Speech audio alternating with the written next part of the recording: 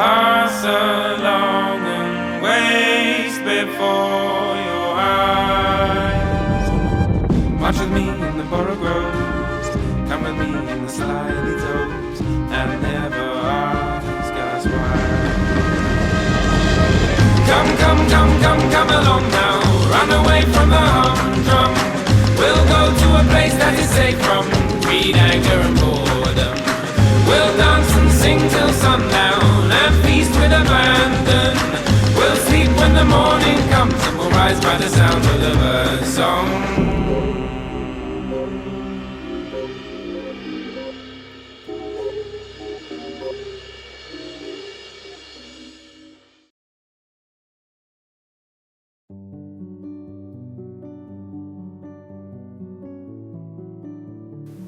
Darcy, I knew it was a bad idea, like super horror movie worthy, but I had to go back. The need itched at the back of my brain and under my skin.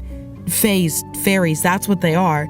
Oisin mentioned it last night, but I didn't even realize what it meant until now. I saw magic, real magical shit. How could I not? This is my chance to live, to do something worthwhile, to have an adventure. I don't care what happens. I went out to the woods just before dusk, same time as yesterday. I didn't even bother to bring my book with me. Retracing my steps, I crossed the stream. It felt like, you know the feeling of a strong wind pushing against you? Like when we were little, we would take that feeling and pretend we could control nature itself. How when you cup your hands, you can feel the wind's bluster sitting in your palms. It felt like that. I still couldn't recognize anything on the other side, but the hill rose in front of me, a rath, he called it last night. On top of the hill, there was only one person. I called out to him, and he turned around, grinning. I sat down next to him, and we watched dusk settle in around us. I returned every day for the next week just to talk to him. Darcy, it was so cool. Here's what I learned. 1. The rath was empty because it's only used for parties. He calls them revelries. 2. Fairies love partying, so while there won't be anyone there during the day, every 3 days another dance is held. 3.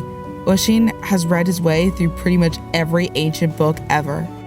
He says he has a book from the Library of Alexandria. Can you imagine reading that type of lost work? Actually holding a piece of history like that? Just casually having family heirlooms like that? He snapped and it just appeared in his hands. I promised that if he read it to me in English, I'd bring him a modern book. 4. He'll answer pretty much any question if I bring him a book. This world is called Mell. Well, it has many names, but that is inconsequential. Mell is not tied to fixed points in your world. Rather, ours floats, aimless, like fledgling dandelion fluff. There are weak spots where the veil thins and they bleed together. This is what is happening to your forest. Right now, our worlds are on top of one another, and you simply slipped through the barrier. So this place will drift away at some point? Do you know when?